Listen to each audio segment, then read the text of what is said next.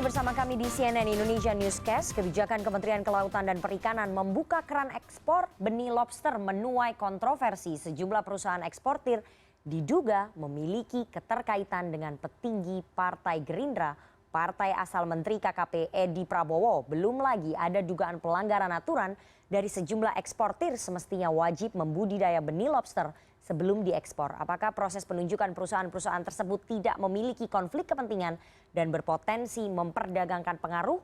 Dan apa dampaknya bagi para nelayan tanah air? Malam ini kita akan membahasnya dengan para narasumber yang sudah bergabung dari luar studio melalui sambungan Zoom. Ada Pak Andre Misanta Pribadi, staf khusus Menteri Kelautan dan juga Perikanan. Selamat malam Pak Andre. Selamat malam. Ada juga Mbak Susan Herawati, Sekjen Kiara. Selamat malam Mbak Susan. Selamat malam, Mbak Rifana. Dan nanti juga akan bergabung bersama dengan kita Mas Kurniawan, Deputi Masyarakat Anti Korupsi Indonesia ataupun MAKI. Saya akan langsung ke Pak Andre. Pak Andre, ada 30 perusahaan yang ditetapkan sebagai eksportir benih lobster. Apakah mereka sudah memenuhi kualifikasi dan mengikuti proses tender dengan benar, Pak Andre? Iya, mereka sudah mengikuti prosedur, sudah mengikuti tender dengan yang benar. Oke. Itu dari, kalau kita lihat dari permen terbit, kemudian 1 bulan kemudian perusahaan-perusahaan tersebut langsung mengekspor. Padahal kan jelas di situ disebutkan di permen ataupun peraturan Menteri Kelautan dan juga Perikanan tentang pengelolaan lobster, Kepiting Rajungan menyebut eksportir harus membudidayakan lobster terlebih dahulu. Membutuhkan waktu 8 bulan sampai 1 tahun begitu Pak Andre. Kenapa kemudian mereka tidak membudidayakan terlebih dahulu dan menunggu sampai 8 bulan ataupun 1 tahun? Kenapa begitu permen dibuka mereka langsung mengekspor Pak Andre? Apakah itu tidak melanggar aturan Pak Andre? Sebenarnya perusahaan-perusahaan yang sudah mendaftarkan ini adalah perusahaan-perusahaan yang sudah melakukan budidaya dan di mana mereka sudah membina nelayan. Oke. Bisa dipastikan ke infrastruktur mereka bahwa mereka sudah melakukan budidaya di mana mereka sudah memiliki nelayan binaan dan infrastruktur berupa keramba jaring apung ataupun keramba jaring tenggelam. Oke. Pak Andre, kalau kita lihat dari data yang diperoleh dari dokumen dari 30 perusahaan tersebut, rata-rata 25 adalah perusahaan baru yang dulunya bekerja di bidang kontraktor. Mereka baru saja kemudian berpindah haluan untuk berbisnis ekspor benih lobster. Bagaimana jawaban dari Kementerian Kelautan dan juga Perikanan? Apakah rekam jejak tidak menjadi perhatian, Pak Andre? Poinnya begini Mbak, perusahaan-perusahaan ini tidak semua merupakan basis mereka itu adalah dari perusahaan kontraktor. Sudah ada yang memang mereka sudah bergerak di bidang perikanan, ada yang memang mereka adalah eksportir ikan hidup, kemudian mereka memang sudah melakukan budidaya dengan jenis komoditi lain dari perikanan dan kelautan, dan memang ada yang baru. Tapi mereka ini sudah memiliki jangkar-jangkar nelayan di bawah, binaan di bawah. Dan nelayan binaan mereka ini harus terdaftar. Dan mereka pun wajib mendaftarkan nelayan tersebut. Itulah menjadi dasar kami, menjadi standar dari KKP untuk memberikan mereka izin juga, di mana mereka sudah punya nelayan binaan, kemudian mereka sudah punya keramba.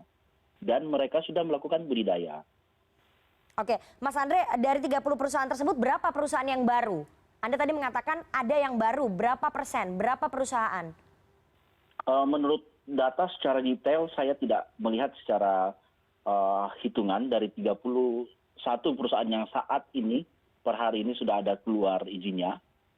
Mungkin kalau saya gambarkan mungkin di angka 30% ataupun 25%. Oke, saya mau nanya ke Mbak Susan. Mbak Susan, dari Kiara melihat bahwa tadi diakui oleh Kementerian Kelautan dan juga Perikanan, Mas Andre sudah mengatakan ada 25-30% perusahaan yang baru saja terjun untuk menekuni bisnis bisnis ekspor benih lobster. Bagaimana Kiara melihat ini? Ya, terima kasih. Pertama kita tentu menyayangkan gitu ya, karena KKP ini ibaratnya adalah kapal besar untuk nelayan gitu ya, kapal besar dan tentu saja Pak Edi adalah kapitennya gitu ya, kaptennya gitu. Beliau ini adalah pucuk pimpinan, tapi sayangnya di tengah COVID-19, di tengah masyarakat hari ini sedang berjuang gitu ya untuk hidupnya sendiri. KKP memiliki kecenderungan untuk merevisi beberapa kebijakan yang dia kalau bicara konteks kedaulatan dan kesejahteraan ini masih sangat jauh gitu ya. Tentu kita tahu bahwa permen lobster revisi ini berdampak cukup luar biasa kepada masyarakat di pesisir dan pulau-pulau kecil. Kenapa kami sampaikan seperti itu? Tadi sudah disampaikan oleh Pak Andre bahwa nyaris 25% itu adalah perusahaan-perusahaan baru. Sedangkan kalau kita lihat di pasal 5 yang tadi Mbak Rifana sebutkan di Permen KP 12 tahun 2020 itu kan disebutkan tuh secara jelas calon eksportir itu harus berhasil panen setidaknya 2 sampai 3 kali gitu. Artinya butuh waktu minimal 2 tahun gitu ya, itu baru bisa ekspor. Tapi dari catatan kami setidaknya ada 2 kali ekspor yang sudah dilakukan dan kemarin beberapa waktu lalu juga ada, tapi kita belum dapat datanya. Di tanggal 12 Juni itu ada 2 tuh perusahaan yang sudah melakukan ekspor benih lobster gitu ya, 60.000 dan 37.500 gitu. Dalam konteks PNBP yang selama ini diperdebatkan ya dari 2 kali ekspor itu ya kita ternyata dapatnya hanya kalau 60.000 benih lobster itu hanya setara dengan 15.000 gitu, 15.000 rupiah gitu. Ini jauh sekali PNBP-nya. Tentu ini jauh sekali dari apa ya mandat untuk mendorong kedaulatan apalagi kesejahteraan gitu. Oke, Mas Andre, ini tadi sudah disebutkan oleh Mbak Susan bahwa ternyata penerimaan pajak dari ekspor benih lobster itu tidak sepadan. Itu hanya kecil sekali begitu, hanya 15.000 tadi. Tidak sepadan dengan apa yang sebetulnya diharapkan. Memang betul seperti itu? Pajaknya kecil sekali? Itu salah besar. Jadi saya perlu diklarasikan bahwa PNBP perhitungannya itu adalah memang tercantum di dalam PP nomor 75 2015. Di mana perhitungan bisa dicek bahwa shipment perdana kemarin yang dibilang oleh Mbak Susan itu adalah jumlahnya 73.306, di mana 2 perusahaan ini total membayar PNBP ke negara adalah 146 juta rupiah sekian. Itu adalah hitungan 2.000 per ekor. Jadi PNBP yang berlaku di permen ini yang telah kami rapatkan bersama Sekap, KKP, kemudian Kementerian Keuangan, dan diharmonisasikan melalui Kemenkumham. Jadi dari 4 instansi yang bekerja ini, kami tidak ada namanya menutupi bahwa PNBP hanya ternyata cuma 250 perak ataupun berapapun itu yang terjadi. Tapi intinya saya bisa mendeklar bahwa PNBP yang dibayarkan oleh perusahaan tersebut adalah sekitar 146 juta rupiah di shipment perdana. Jadi ini kita bisa melihat permen ini lahir karena suara dari aspirasi dari nelayan. Kemudian negara mendapatkan PNBP yang sangat besar. Kita bisa melihat bahwa nelayan-nelayan di sini tidak ada yang namanya mereka merasa bahwa wah saya dirugikan dengan permen ini. Tidak ada. Pak Andre, tapi banyak serikat nelayan yang menolak kemudian kebijakan ekspor benih lobster ini. Coba tunjukkan ke kami, Bu. Coba perlihatkan ke kami. Serikat nelayan mana yang menolak? Ada langsung nelayan yang langsung menolak? Tidak ada. Coba bisa tunjukkan ke kami. Silahkan. Betul Mbak Susan bahwa tidak ada serikat nelayan yang menolak karena beberapa berita ataupun informasi kami mendengar dan juga melihat ada beberapa serikat nelayan yang kemudian merasa dirugikan dengan adanya kebijakan ini. Iya, ini menarik gitu ya. Kalau kita ngomong PNBP 146 juta gitu ya. Kemudian dalam konteks itu sebenarnya ada hal yang lebih mendasar yang harusnya dilakukan oleh KKP. Itu political will untuk mendorong nelayan itu berdikari gitu ya. Kalau kita ngomongin Undang-Undang 7 tahun 2016, itu ada salah satu mandat di mana KKP seharusnya memastikan adanya pemberdayaan nelayan. Dalam konteks itu sebenarnya kalau kita ngomongin visi lebih jauh artinya KKP harusnya menyiapkan nelayan juga nih untuk kemudian melakukan pembesaran. Itu kan sebenarnya kita bisa dorong gitu ya. Ketimbang kemudian orientasinya adalah orientasi membuka akses lebar-lebarnya untuk eksportir. Pun dengan hitung-hitungan pajak yang tadi Pak Andre sampaikan, kita tahu sebenarnya siapa sih yang paling diuntungkan dari semua ini. Gitu. Dalam konteks ini siapa yang paling diuntungkan? Tidak ada lain dan tidak ada bukan adalah eksportir gitu. Ini sama sekali dengan kasus garam dan Indonesia tidak pernah belajar dalam konteks ini gitu. Jadi terus dipersangkakan bahwa nelayannya lah yang tidak mampu, kitanya yang tidak mampu. Sebenarnya ini soal politikal gitu kok. Kalau kita punya peta biru gitu ya, peta jalan lah gitu ya. Untuk ngomongin soal gimana kita mendorong kedaulatan dan kesejahteraan, seharusnya kita tidak lagi ngomongin ekspor gitu. Kita tidak lagi dalam ranah memperkaya maklar ini, apalagi kita tahu siapa yang bermain di situ dan siapa saja yang terlibat, walaupun selalu mengelak ini bukan ranah kolusi gitu ya, ini bukan ranah korupsi kok. mau Oke. mengelak seperti itu gitu. Itu yang Oke. kemudian menjadi pertanyaan besar. Ya, ini menarik sekali soal political will dari Kementerian Kelautan dan juga Perikanan. Kemudian siapa yang paling mengeruk keuntungan paling besar? Karena kalau kita lihat dari 30 perusahaan tersebut beberapa berafiliasi dengan petinggi Partai Gerindra. Apakah kemudian ada potensi konflik kepentingan dan juga perdagangan pengaruh? Di situ kita akan tanya nanti bergabung bersama dengan Mas Kurniawan, Deputi Masyarakat Anti Korupsi Indonesia. Namun usai jeda, CNN Indonesia Newscast segera kembali. Jangan kemana-mana.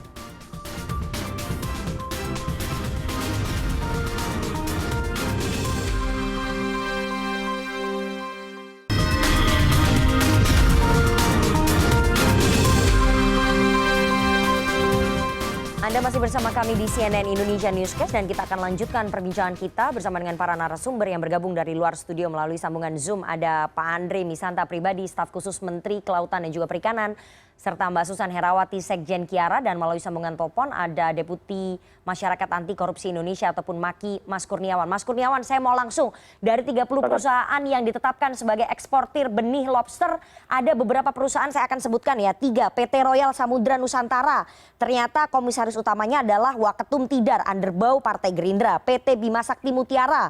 Kemudian Direktur Utamanya Rahayu Saraswati, keponakan Prabowo Subianto, komisarisnya Hasim Joyo Hadikusumo karena sahamnya mayoritas dikuasai oleh PT Arsari yang baru pertama kali terjun ke dalam bisnis lobster, sebelumnya mereka berbisnis mutiara. Dan yang terakhir PT Agro Industri Nasional ataupun Agrinas, direksi dan komisarisnya semua kader Gerindra. Oh, ada satu lagi, PT Maradeka Karya Semesta, ownernya Iwan Darmawan Aras, Wakil Ketua Komisi 5 DPR RI fraksi Partai Gerindra. Anda melihat ada potensi konflik kepentingan perdagangan pengaruh di sini, Mas Kurniawan? Ya, ya.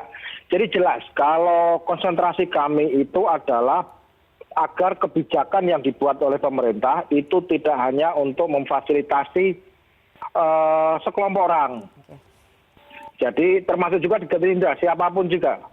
Apalagi kecuali kalau orang itu swasta murni, nggak ada masalah lah. Mari bertarung secara sehat di situ, siapapun. Kalau kita pakai analogi di pengadaan misalnya, itu kuncian-kunciannya kan ada di spek.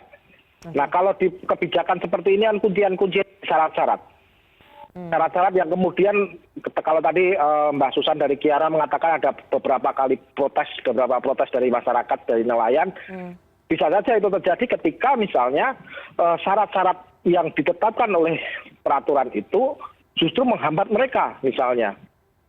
Kenapa fungsi pemerintah, fungsi KKP itu tidak memfasilitasi masyarakat yang memang nelayan misalnya. Oke. Jadi tidak kemudian eksportir langsung aja ke nelayan misalnya. Katakanlah nelayan di Medan. Kalau mereka nggak dapat izin dari KKP dengan syarat-syarat seperti yang di Permen 12 2020 ini, mereka mau langsung ekspor ke mana, ke Malaysia atau ke Singapura misalkan, atau ke Batam, tetap aja ditangkap juga, sama aja. Mas Kurniawan, ini ada kebetulan tidak sih bahwa petinggi Gerindra kemudian banyak sekali di perusahaan-perusahaan yang ditetapkan sebagai eksportir? Ini suatu kebetulan? Gimana, sorry? Apakah ini suatu kebetulan jika banyak petinggi Partai Gerindra yang kemudian nggak ada yang kebetulan. Karena itu permen itu ditandatangani tanggal 4 Mei 2020. Oke. 3 bulan yang lalu. Kemudian dari investigasi teman-teman media, teman-teman wartawan mengatakan ada perusahaan-perusahaan yang baru berdiri 2-3 bulan yang lalu. Oke. Berarti setelah terbit itu atau jangan-jangan permen itu terbit memang untuk memfasilitasi orang-orang ini. Oke, saya mau langsung ke Pak Gitu Andre. loh. Pak Andre, apakah memang betul permen ini sengaja terbit untuk memfasilitasi sekelompok orang?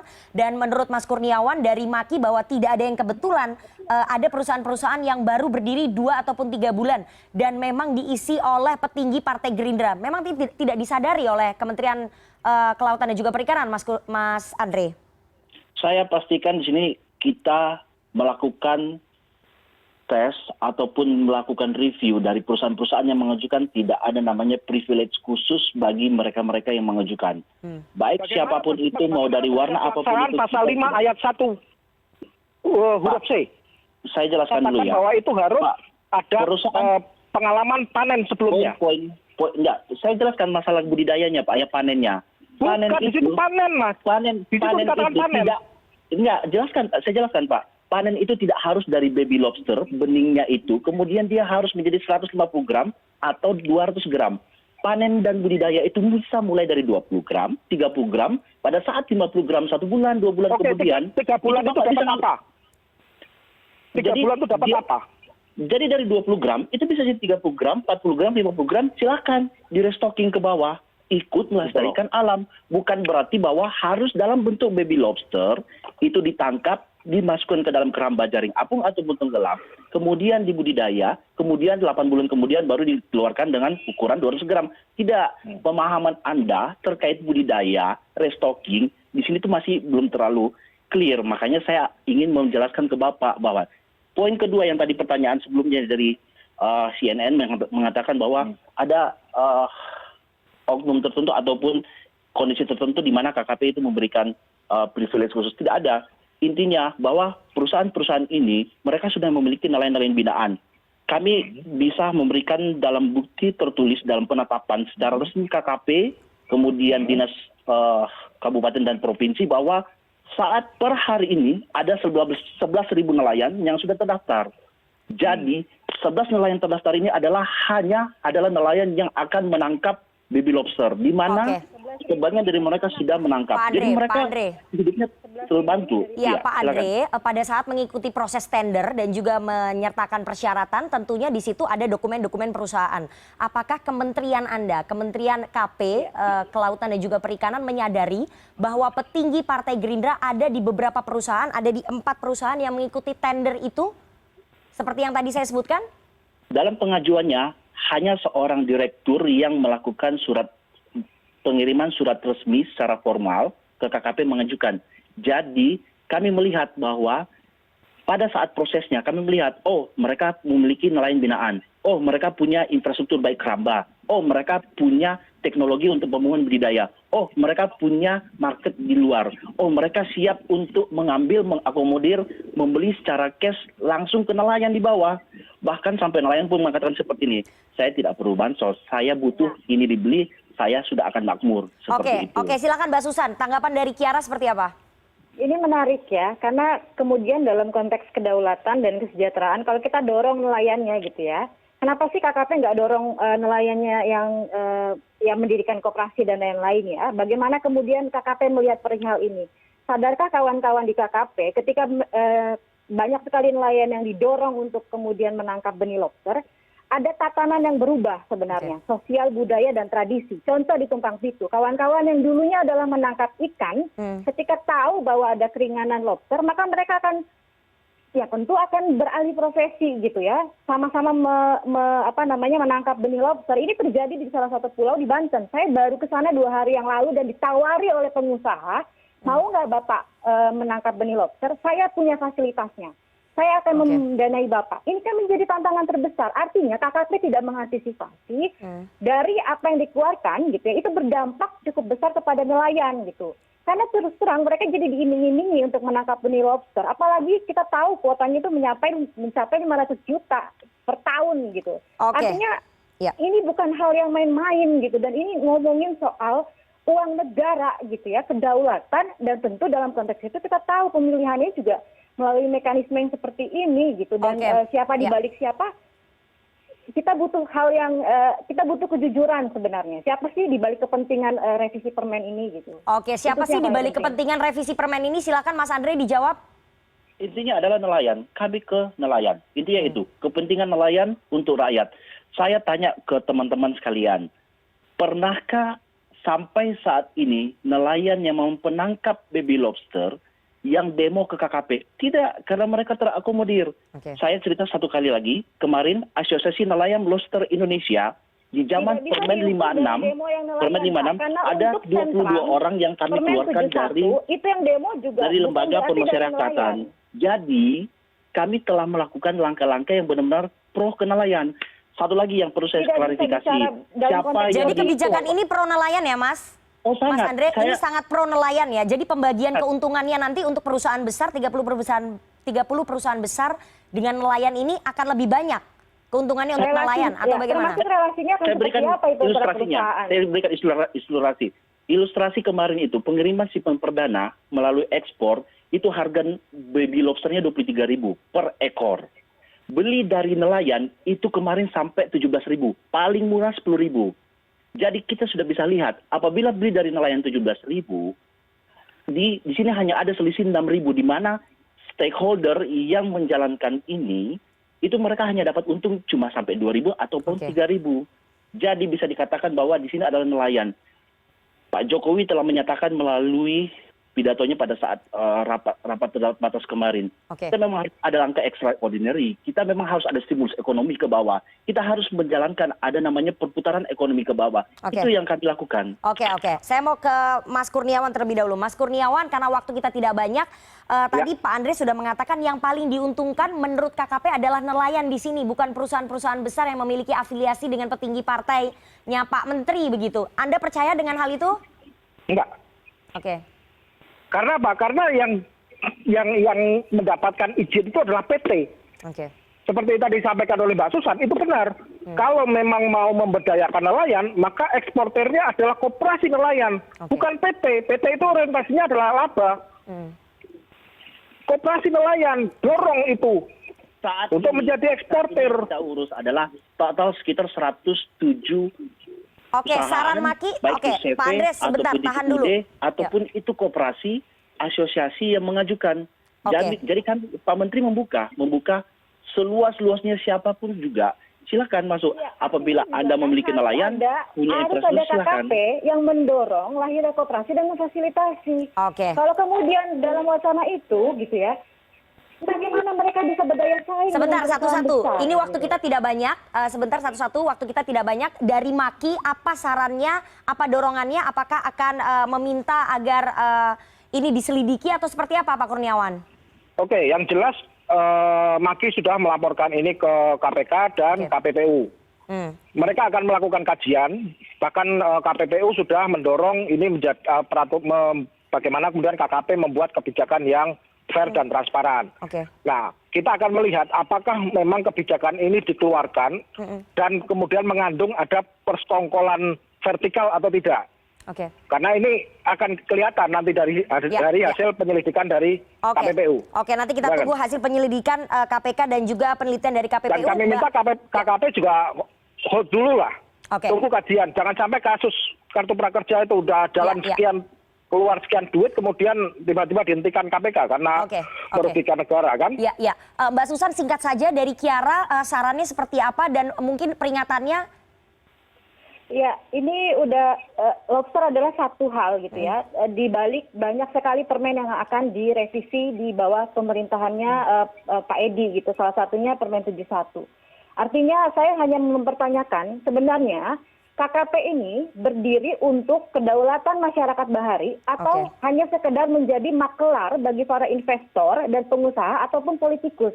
Itu saja pertanyaan dasar kami. Jangan pernah merubah identitas nelayan yang dulunya melaut gitu ya, menangkap ikan, kemudian jadi berburu benih lobster karena diiming-imingi seperti ini gitu. Ini yang menjadi pertanyaan.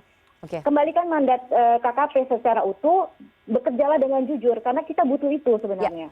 Sayang sekali semua narasumber, waktu kita sudah habis tapi kita sudah mendapatkan poinnya bahwa nanti kita akan tunggu bagaimana langkah konkret dari KKP, apakah akan betul-betul mengutamakan kepentingan nelayan dan tidak berpihak pada kepentingan perusahaan-perusahaan besar. Terima kasih sekali semua narasumber yang sudah bergabung pada malam hari ini, dan CNN Indonesia Newscast segera kembali usai jeda. Tetap bersama kami.